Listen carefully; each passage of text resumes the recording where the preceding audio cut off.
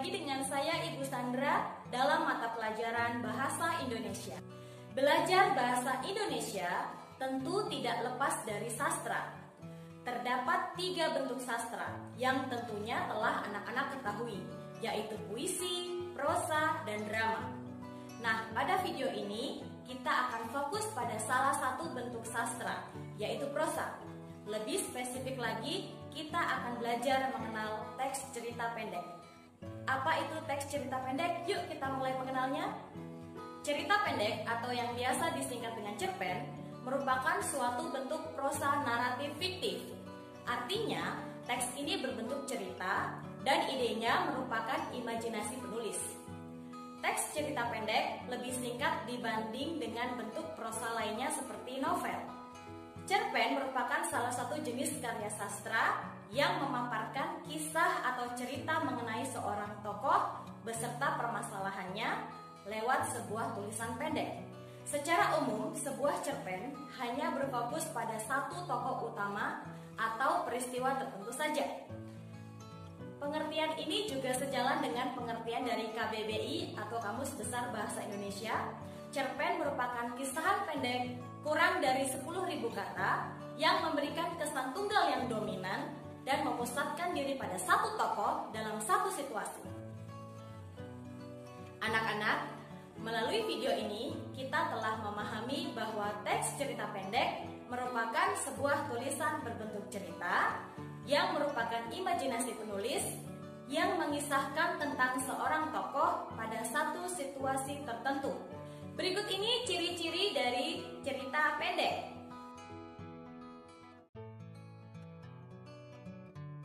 Unsur-unsur intrinsik dari cerita pendek terdiri atas tema, alur, latar atau setting, tokoh, amanat, dan sudut pandang. Berikut penjabarannya. Tema. Tema adalah gagasan utama yang menjadi dasar jalannya cerita dalam cerita pendek. Alur atau plot. Alur merupakan urutan tahapan jalannya sebuah cerita, mulai dari perkenalan, lalu muncul sebuah konflik, lalu klimaks atau puncak dari konflik yang dihadapi, lalu penurunan konflik serta penyelesaian. Latar atau setting. Setting dalam cerita pendek meliputi tempat atau latar, waktu, suasana yang tergambar dalam cerita pendek. Tokoh. Tokoh merupakan seseorang yang menjadi pelaku atau yang terlibat dalam jalannya cerita. Dalam sebuah cerita pendek, biasanya setiap tokoh memiliki watak karakter sendiri-sendiri. Di dalam sebuah cerita terdapat juga tokoh antagonis, protagonis, serta figuran. Amanat. Amanat adalah pesan yang ingin disampaikan pengarang cerita kepada pendengar atau pembaca cerpen. Sudut pandang adalah cara pandang yang digambarkan oleh pengarang dalam sebuah peristiwa atau kejadian yang terjadi dalam cerita pendek. Struktur teks cerita pendek ada abstrak, orientasi, komplikasi, evaluasi, resolusi, dan koda.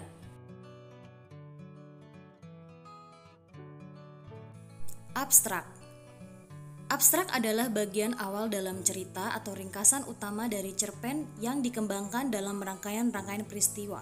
Dalam sebuah cerpen, struktur abstrak bersifat opsional atau boleh ada ataupun tidak. Orientasi. Pada bagian ini berkaitan dengan waktu, tempat, dan alur pada cerita tersebut. Komplikasi. Pada bagian komplikasi berisikan urutan kejadian yang dihubungkan dengan sebab atau akibat. Pada bagian ini biasanya menunjukkan watak dari tokoh cerpen tersebut serta mulai muncul kerumitan. Evaluasi. Evaluasi merupakan konflik yang terjadi serta mengarah pada puncak atau klimaks. Pada bagian ini sudah muncul penyelesaian dari konflik yang muncul dalam cerpen. Resolusi. Pada bagian struktur ini berisikan solusi dari masalah yang dihadapi dalam cerita. Koda. Koda berisi amanat yang berupa nilai atau pelajaran yang disisipkan penulis dalam cerita tersebut agar pembaca dapat memetik pelajaran dari amanat tersebut. Adapun nilai-nilai yang terkandung dalam sebuah cerpen meliputi nilai agama berkaitan dengan pelajaran agama yang dapat dipetik dari sebuah teks cerpen. Nilai sosial berkaitan dengan pelajaran yang dapat dipetik dari interaksi sosial antara para tokoh dan lingkungan masyarakat di dalam teks cerpen. Nilai moral. Nilai ini berkaitan dengan nilai yang dianggap baik atau buruk dalam masyarakat. Dalam cerpen, nilai moral bisa berupa nilai moral negatif atau buruk dan nilai moral positif atau baik. Baik anak-anak, yang terakhir Ibu akan memberikan satu contoh cerpen agar kalian lebih mudah memahami apa itu teks cerpen.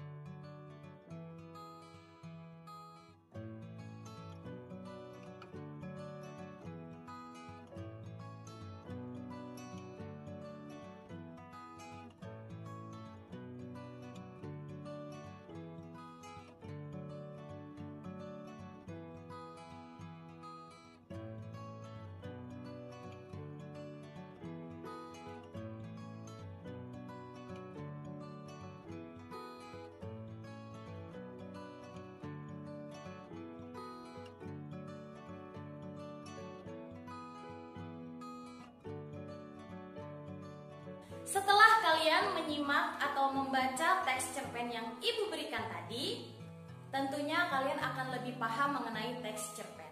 Semoga pembelajaran ini bermanfaat. Jangan lupa terus belajar di rumah, jangan bosan, jaga kesehatan, dan kita akan bertemu lagi di video Ibu selanjutnya. Saya akhiri, wassalamualaikum warahmatullahi wabarakatuh. Dadah!